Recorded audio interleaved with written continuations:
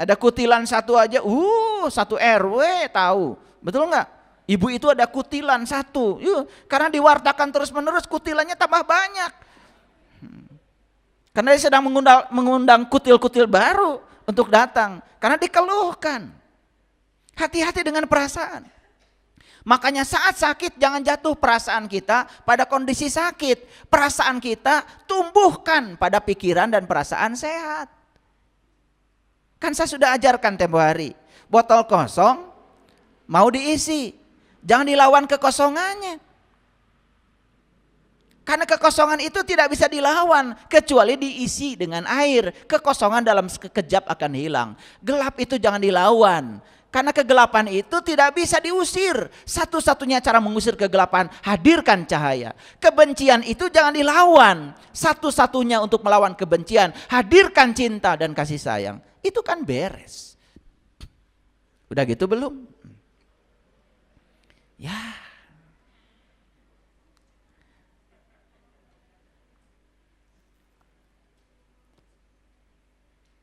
Jadi kesadaran kita nggak naik-naik ya, umur aja terus bertambah. Tiap bertambah umur kemudian ulang tahun. Betul nggak? Ketika ulang tahun tiup lilin. Begitu tiup lilin ditanya kenapa ulang tahun tiup lilin, nggak ngerti juga. Karena orang lain juga sama-sama tiup lilin. Karena ada lagunya. Betul nggak? Tiup lilinnya, tiup lilinnya. Tiup lilinya sekarang juga, kan begitu. Udah aja. Udah biaya mahal-mahal cuma begitu. Ya nggak apa-apa ya, mahal-mahal, bawa kue, bawa lilin, tapi ngerti maknanya. Kenapa lilin harus ditiup? Satu maknanya, umurmu berkurang, kan begitu. Betul nggak? Kan ditiup tuh satu. Makanya lilin suka ada tulisan kan, yang umurnya 17, lilinnya 17, kan gitu. Betul nggak? Itu bukan, ulang tahun itu bukan umur bertambah. Umurmu sudah berkurang, jatahmu sudah berkurang. Makanya tidak ada ulang tahun sebetulnya. Yang ada itu adalah hilang tahun. Makanya kalau ada orang yang ulang tahun, ucapan selamat hilang tahun biar sadar. Karena dikiranya tahun bisa diulang. Loh, ini tanggal berapa sekarang nih? 18 September. Apa 18 September yang hari ini sama dengan 18 September tahun 2023? Kan sudah beda. Kondisi bumi beda, kondisi tubuh kita beda. Kita tidak pernah melewati waktu yang sama. Karena waktu itu seperti sungai. Dan air yang melewati titik yang sama, bukan air yang sama. Itu sudah air yang berbeda. Seperti itu. Harusnya Anda berbeda. Melewati titik yang sama dengan Anda yang berbeda. Kesadaran Anda beda, sudut pandang Anda berbeda. Ya, ketenangan Anda sudah berbeda, kesadaran Anda sudah berbeda. Harusnya kan begitu. Satu itu. Dua, kenapa tiup lilin? Ya, yang namanya cahaya itu datang dan pergi. Yang abadi di sini itu kan sebetulnya adalah kegelapan. Dan kegelapan itu asal muasal alam semesta kok. Terlalu jauh ya. Udah, tarik lagi ke sini. Apa perasaan kita tentang kesehatan? Apa perasaan kita tentang pekerjaan? Masih ada nggak yang punya keyakinan cari kerja susah? Ada nggak? Ada nggak? Semua yang punya keyakinan cari kerja susah, insya Allah susah terus cari kerja. Karena keyakinan Anda yang membentuk. Kita lupa bahwa sebetulnya semua yang kita raih hari ini itu buah dari keyakinan kita. Kita meyakini yang tidak terlihat, ternyata yang tidak terlihat itu akan nampak. Kita menjadi melihat yang kita yakini. Cuman kita nggak pernah sadar. Makanya saya coba ya memberikan kajian-kajian kesadaran seperti ini. Dan kajian seperti ini ya memang hanya untuk orang-orang yang mau sadar. Yang gak mau sadar ya sudah biarkan aja. Nanti juga akan disadarkan oleh semesta. Karena semesta punya cara sendiri untuk menyadarkan mereka yang susah sadar. Makanya kita nggak usah usil. Yang ngaji bagus, yang nggak ngaji juga bagus. Yang sadar bagus, yang tidak sadar juga bagus. Karena nggak ada yang sadar kalau nggak ada yang tidak sadar. Betul nggak? Dan Bapak Ibu yang pernah tidak sadar, baru merasakan sadar itu luar biasa mewahnya. Karena ada bumbu dari ketidaksadaran yang pernah dicapai. Betul nggak? Sekarang mencapai kesadaran, belum pernah tidak sadar. Akan biasa-biasa saja ketika mencapai kesadaran. Betul nggak? Nah, menjadi luar biasa mencapai kesadaran karena pernah tidak sadar. Makanya begitu lihat orang yang tidak sadar, jangan usil, kamu juga pernah tidak sadar. Betul nggak? Dan kita juga pernah melewati jalan itu. Oleh karena itu ya doakan saja, semoga cepat sadar, gitu aja. Apa perasaan kita tentang pekerjaan? Coba saya mau nanya. Bapak Ibu, ini saya yakin pernah bekerja ya. Buat apa sih pada bekerja? Cari uang. Tuh. Jawabannya kan sama seperti kebanyakan orang, maka nasibnya juga sama. Gak ada saya tanya, kenapa Anda bekerja? Saya bekerja karena saya hidup. Hidup itu untuk bekerja. Saya tidak mau bekerja untuk hidup. Orang yang bekerja untuk hidup sekarang ini nggak mungkin ngaji di sini.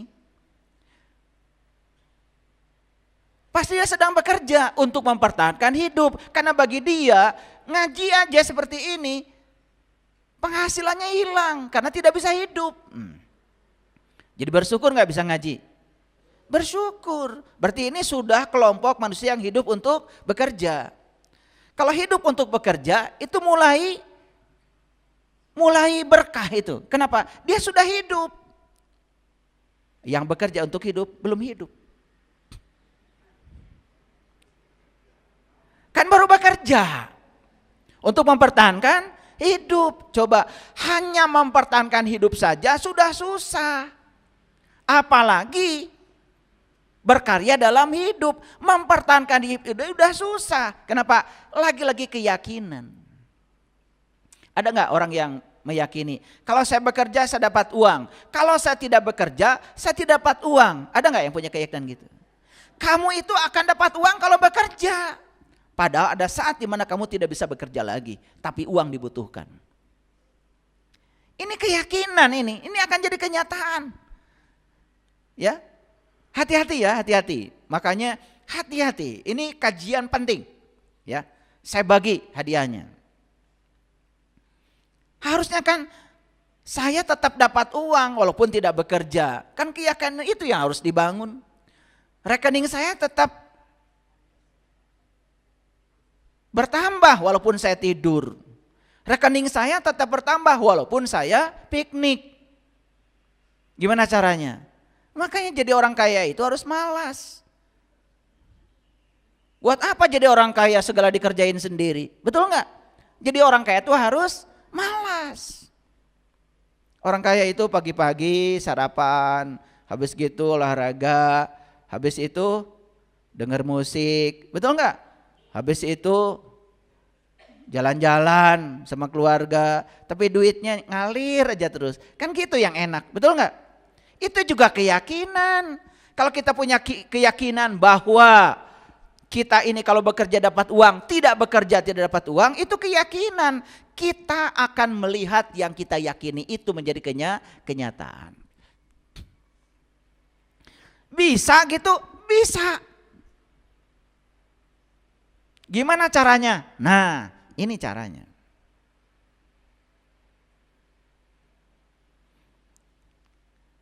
Kita datang ke dunia bukan untuk susah. Makanya buang, hidup itu susah dan penuh perjuangan, buang. Ganti sekarang, hidup itu mudah dan menyenangkan. Anak saya bicara sama saya, ayah, nanti bulan depan pengen balapan. Ada balapan tuh di Birgif. Harus pakai mobil balap dong. Iya ayah. Oke, nanti juga ada mobilnya. Saya ngomong gitu aja. Saya tidak mengatakan uang dari mana, enggak. Tidak mengatakan kamu mimpi, enggak. Nanti juga ada mobilnya. Apa yang saya katakan selaras antar pikiran dengan perasaan saya. Betul itu. Sebelum jadwal balap itu tiba, ada seseorang yang kemudian ikut pelatihan spiritual dengan saya. Saya cerita, anak saya itu suka balap. Saya juga nggak tahu kalau dia punya mobil balap. Lah saya ceritanya ke dia kok, bukan pada yang lain. Itu juga frekuensi kan? Itu getaran, itu energi. Selesai itu diam-diam, besok-besoknya itu dia datang lagi ke Bandung bawa mobil balap itu.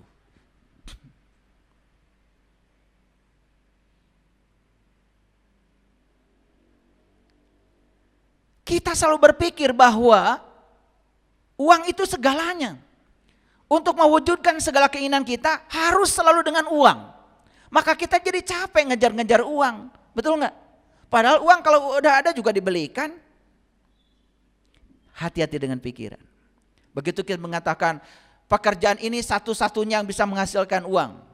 Dan uang satu-satunya yang bisa mewujudkan semua kebutuhan kita.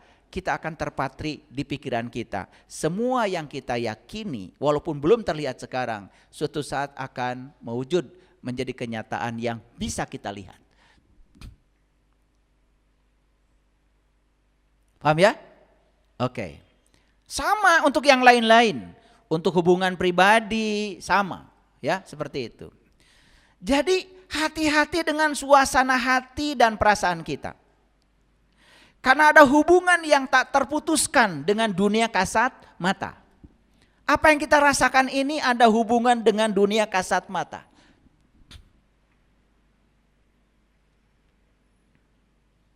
Bapak Ibu, lagi tidak punya uang, tiba-tiba ada tagihan. Bagaimana perasaannya?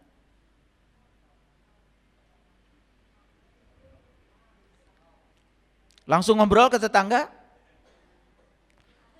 Langsung curhat sana sini? Perasaan yang tidak enak ini diperkuat oleh kita sendiri. Pertama kita sedang tidak punya uang, tiba-tiba dapat tagihan. Itu akan memperbesar utang kita. Dan tagihan tidak terbayar, setelah itu kita akan punya utang baru lagi. Percaya sama saya. Tapi kalau kita bisa menjaga perasaan kita, jaga perasaan kita. Gimana caranya? Disitulah pentingnya kita belajar keterampilan menjaga perasaan di frekuensi positif. Apa bisa? Bisa. Contoh, ini tagihan apa nih? Tagihan listrik misalnya. Ketika kita merasa ketika bayar tagihan itu uang kita dirampok, uang kita berkurang, maka uang itu sedih dengan perasaan kita. Dan kesedihan pada perasaan kita membuat uang itu tidak rindu lagi untuk datang kepada kita. Coba sekarang dirubah pikiran dan perasaannya. Oh, saya sudah merasakan tidak ada listrik itu seperti apa. 2 jam, 3 jam gak ada listrik itu seperti apa. Saya membayar tagihan ke PLN ini bukan perampokan PLN pada saya, bukan. Saya ingin mengembalikan jasa baik PLN. Saya ingin berterima kasih pada para penemu listrik. Saya ingin PLN di Indonesia ini tetap bersinar. Tetap ngasih cahaya pada semua masyarakat. Biar perusahaan ini tidak boleh jatuh. Dan kalau saya bayar ini berarti karyawan PLN pun semua yang mengurus listrik itu juga mereka sejahtera. Itu namanya perasaan positif. Tapi begitu ada tagihan merasa dirampok. Udah gitu dikeluhkan, ini listrik bulan ini mahal. Lah kamu kan yang pakai. Lihat, orang yang suka protes pada uang. Lihat. Tambah sulit sama uang. Nih, di sini ada. Yang suka berantem soal uang di rumah. Ada di sini orangnya. Merindukan uang, tapi uang itu dijadikan sebagai kambing hitam untuk membuat perasaan kita jadi buruk.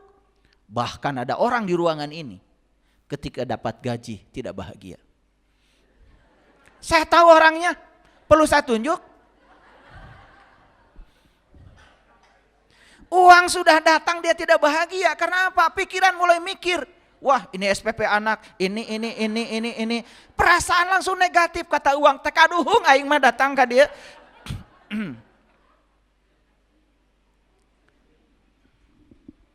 Ini ceramah biasa hadirin. Tetapi kalau ini dipraktekkan, saya yakinkan, saya udah pengalaman luar biasa. Luar biasa. Bahkan ketika tagihan datang, saya bilang terima kasih uang sudah datang. Saya imajinasikan aja tagihan itu cek. Cepat punya uangnya itu. Ini masalah. Makanya saya tertarik untuk kasih judul ini, meyakini yang tidak terlihat, hati-hati. Karena kita akan melihat yang kita yakini itu menjadi kenyataan. Saya ngajar mata kuliah entrepreneurship di perguruan tinggi. Di beberapa universitas. Bahasa Indonesianya mata kuliah kewirausahaan. Ingin mencetak anak-anak muda ini menjadi orang-orang yang berkelimpahan itu. Ternyata tidak mudah membalikan tangan. Karena apa? Saya harus meruntuhkan dulu keyakinan-keyakinan yang dibangun oleh ibu bapaknya, guru-guru sebelumnya, lingkungannya. Dan ketika saya kasih kuesioner, hampir 99% mahasiswa mengatakan uang itu susah. Bayangkan. Siapa yang ngasih program pada otaknya itu? Kan kita-kita juga nih orang tuanya. Kita, kalian kali ya. Lupa saya.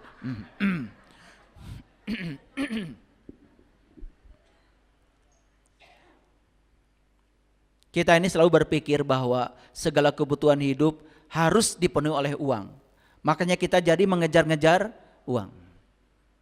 Coba sekarang kita bisnis, bekerja, dirubah. Saya datang ke dunia ini diberi keahlian saya memasak. Dan mulai sekarang saya akan melayani orang-orang yang tidak bisa memasak. Biar mereka dapat makanan yang enak. Lupakan uang. Buka catering. Tapi niatnya begitu, bismillahnya. Saksikan saya.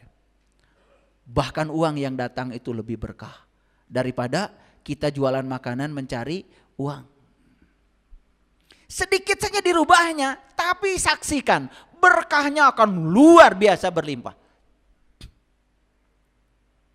Ayo, teman-teman jadi dokter, niatnya cari uang, ya paling tidak dia dapat uang yang dia pikirkan. Karena itu keyakinan. Tetapi kalau saya jadi dokter karena saya diberi ilmu oleh Allah untuk menolong orang-orang yang butuh pertolongan.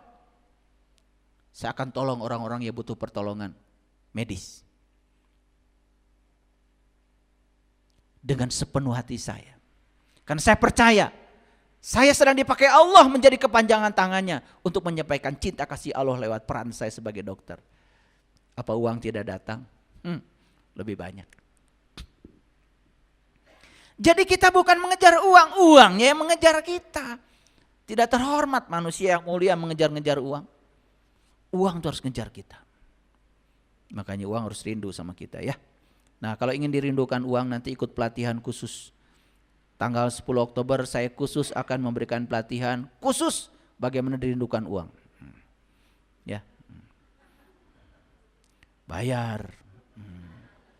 Lah, begitu saya bilang bayar langsung otak mikir lagi. Masa harus bayar, kamu akan dijauhi uang.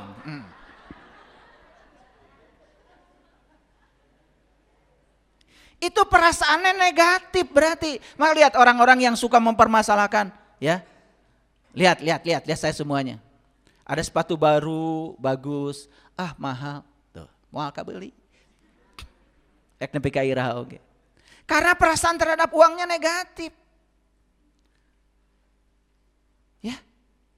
Lihat mobil baru, ya keluaran baru lewat gitu. Uang dari mana? Udah gitu ngomong lagi. Itu orang bisa beli mobil itu duit dari mana ya? Jangan-jangan katanya ke Gunung Kawi. Tuh. Orang yang perasaannya negatif seperti itu orang yang sedang mengalami ketiadaan cinta. Hidupnya tidak akan berubah. Nih saya kasih tahu yang belum punya mobil. Kalau tetangga beli mobil, coba luapkan perasaan seakan-akan ya. Seakan-akan mobil itu sudah ada di tangan kita dan kita merasa bahagia. Datang ke sana sampaikan, luar biasa Bapak, sudah kebeli mobil, saya ikut berbahagia Bapak. Kalau kita bisa melampaui bahagianya daripada yang beli mobil, mobil itu akan menjadi milik kita. Sesederhana itu Bapak Ibu. Iya mah batur beli mobil. Maneh nanu lieur. Waduh. Ya, ada orang beli sawah tetangga. Aduh, selamat Bapak Ibu udah beli sawah. Semoga saya juga nanti suatu saat kebagian ya berkahnya. Betul enggak? Nanti saya ikut ya, kalau panen ajak dong gitu. Ikut bahagia. Pasti kapeceretan. Betul enggak? Iya mau batur meuli sawah kalau ke eta duit di mana? Tuh. Orang yang tidak pernah bahagia lihat orang lain mendapatkan kebahagiaan dan kesuksesan, dia tidak akan pernah merasakan itu. Hati-hati. Ini ilmu mahal ya? Mahal enggak? Mahal ilmu ini. Tapi saya bagikan. Gratis. Yang ini. Jadi hidup hanya merespon kita. Jadi hidup adalah undangan kita. Sampai sini setuju? Yuk kita sekarang jujur. Kalau begitu semua yang hadir dalam kehidupan saya hari ini semua undangan saya yes.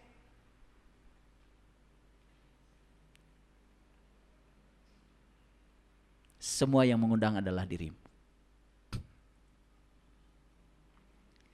Nah kalau kita perhatikan kan di semesta ini cuma ada dua kelompok manusia. Ada mereka yang hidupnya lebih banyak positif. Ada mereka yang hidupnya lebih banyak negatif. Tahu gak bedanya? Mereka yang hidupnya lebih banyak positif karena apa? Mereka itu telah mampu menggunakan kekuatan positif yang ada dalam dirinya. Dan dia mengungkapkan perasaan positif itu. Yang diungkapkan perasaan positifnya. Dan mereka yang hari ini hidupnya negatif kan lebih banyak mengungkapkan yang negatif. Coba ingat-ingat tuh. Kenapa anak-anak tidak mau sekolah? Kenapa anak-anak tidak kebiayaan sekolah? Karena kita selalu mengungkapkan yang negatif. Boro-boro nyekolahin anak. Buat makan aja susah. Tuh itu yang diungkapkan. Coba ungkapkan yang positif. Anak saya pasti sekolah, pasti ada jalannya. Gimana caranya? Mungkin dapat beasiswa, mungkin ada jalannya. Bapak Ibu, saya mengagumi orang tua saya. Kenapa? Saya bisa sekolah dari kampung saya ke SMA itu hampir 80 kilo itu. Dan buat ongkos juga tidak ada. Tapi bapak saya selalu mengatakan, bapak jeung mama ngan bisa ngadoakeun ka anjeun. Da sakieu kaya anak, tapi insya Allah mun hayang sakola pasti sakola. Itu maghrib saya pergi dari rumah ke jalan. Gak bawa uang seperak pun coba. Gak bawa uang seperak pun. Luar biasa doa ibu bapak saya. Ada orang baru tutup restoran. Ya restoran di kampung. Warung nasi lah. Baru tutup. Dia nanya, aduh saya ditanya meni bunga. Ujang teh bade ka mana? Bade ka Garut. Bade naon? Nyalira. Hoyong sakola, bade daftar. Kadu ongkos. Henteu. Coba. Saya dikasih ongkos. Sampai di Garut. Nanti di Garut kota ada yang nanya lagi. Ya. Ujang teh di mana? Bade daftar ka sakola.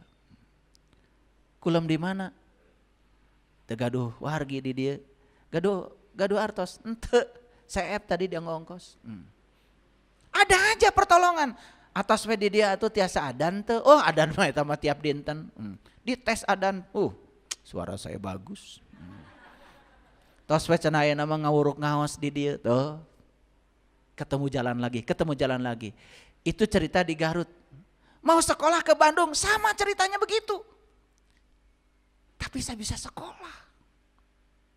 Ternyata tangan-tangan semesta itu jangan dipikirkan oleh kita. Tarik saja oleh kita, maka tangan-tangan semesta akan datang untuk mewujudkan segala yang kita mau. Makanya jangan pernah berpikir cara. Hebat Allah itu. Yang penting ungkapkan perasaan positif. Tapi selama ini kita selalu mengukur Allah dengan ukuran kita, dengan dompet kita, dengan saldo kita. Kita nggak percaya kepada Allah. Makanya Asmaul Husna itu bukan dinadomkan. Ar-Rahman, ya Allah, aku berasal dari Engkau yang Maha Pengasih. Berarti aku harus menjadi pengasih. Ar-Rahim, ya Allah, aku berasal dari Engkau yang Maha Penyayang. Sumberku adalah Engkau. Aku adalah bagian dari dirimu, ya Allah. Berarti aku harus menjadi penyayang. Al-Malik, ya Allah, Engkau yang Maha memiliki segalanya. Dan bagian dari dirimu ada dalam aku. Engkau meliputi diriku. Izinkan aku untuk memiliki sebagian kecil dari apa yang kau miliki. Untuk memenuhi kebutuhan hidupku. Ar-Rahman, Ar-Rahim, Al-Malik, Al-Qudus, As-Salam, Al-Mu'min, Al-Mu'min. Coba larapkan dalam diri. Aduh, itu Asmaul Husna luar biasa. Itu yang dikatakan di Quran. Walillahil asmaul husna fad'uhu biha. Allah punya Asmaul Husna. Berdoalah kepada Allah dengan Asmaul Husna. Berdoa dengan Asmaul Husna itu begitu. Wujudkan sifat-sifat Dia dalam diri kita. Bukan dinadomkan. Aduh. Ya Allah, ya Rahman, ya Rahim, ya Malik. Begitu anak bangor, melotot. Baru aja nadom. Kumaha. Pasalia betul? Nah itu ngaji kayak gitu ya, nggak jelas. Yang diaji dengan kehidupan tidak koheren. Ulangi ya, yang banyak positif hidupnya sebetulnya sederhana. Karena dia mengungkapkan yang positif aja sepanjang hidupnya. Tidak ada keterbatasan. Kamu nanti pasti sekolah, nanti kamu pasti punya rumah, rumahmu pasti besar, mobilmu pasti punya, pekerjaan pasti dapat yang bagus. Ungkapkan aja semua itu yang positif. Daripada kita mengungkapkan, awas ya, cari uang tuh susah. Cari pekerjaan tuh sekarang luar biasa susah. Tuh, kata susah sudah masuk di otak kita, itu jadi keyakinan, jadi belief system. Makanya meyakini yang tidak terlihat, hati-hati. Sekarang belum terlihat, tapi apa yang kita yakini, walaupun belum terlihat, suatu saat kita akan melihat semua yang diyakini. Bisa jujur sekarang pada diri kita? Udah ketemu sekarang? Oh ternyata meureun ieu masalah kita selama ini. Kayaknya ini masalah kita selama ini. Kan kita selalu berpikir terbatas, betul enggak? Allah yang maha segalanya diukur oleh keadaan kita saat ini. Kita tidak percaya. Lebih suka meyakini yang terbatas daripada meyakini yang tanpa batas. Istri saya ada di sini. Waktu saya kos dulu, ya saya besar hati aja, mulai naksir-naksir. Begitu istri saya, ya dulu masih pacaran, datang ke tempat kos, saya juga gak malu. Ditanya sama istri saya, panggilnya kakak. Kakak kasurnya mana? Ya. Lomarinya mana? Ya, cuman kardus Indomie aja di sudut. Baju saya juga kan segitu. Beli lemari juga nggak ada yang perlu dilemarikan. Lah bajunya cuma segitu di kardus. Dan saya tidak gengsi, saya katakan apa adanya. Tidak diada-adakan harus karena pacar mau datang. Sakit we. Ayo. Begitu mau datang ke kampung saya, hayu. Kampung saya mah jauh. Dari Bandung naik bis, nanti nyampe Garut naik elep. 5 jam, 6 jam kalau penumpang belum penuh, wayahna can init. Ikut. Yang sekarang jadi istri saya. Saya juga nggak tahu yang dilihat apa, pokoknya ya begitulah saya. Nyampe di sana rumah saya panggung, ya nggak malu. Itu loh rumah saya. Bawahnya kandang ayam, ya itulah rumah saya. Ya. Jadi ayam dengan kita itu ya hirup bareng. Itu. Cuman itu kalau saya kelebihannya itu. Saya tuh makan daging ayam kalau ayamnya sakit atau sayanya sakit. Ya. Makanya kadang-kadang ayam yang sedang sehat pun kumaha caranya supaya katingali muyung gitu. Makanya kalau musim hujan tuh saya seneng banget itu ya. Ayam itu yang kedinginan saya bawa ke depan ibu. Bu, iya ayam muyung. Jadi dua lah saya makan daging ayam. Ayamnya sakit kalau saya sakit. Nah kalau sakit baru tawari hoyong daging ayam, sorry ibu teh. Aduh, padahal saya yang ngasih makan ayam. Hadirin begini ya. Jadi kita harus waspada ya. Dengan apa tadi? Dengan pikiran dan perasaan. Karena pencipta semua kehidupan itu adalah pikiran dan perasaan. Allah Sang Maha Kehadiran hanya merespon apa yang kita pikirkan dan dirasakan. Itu dalam hadis qudsi yang dikatakan, aku bergantung persangkaan hambaku.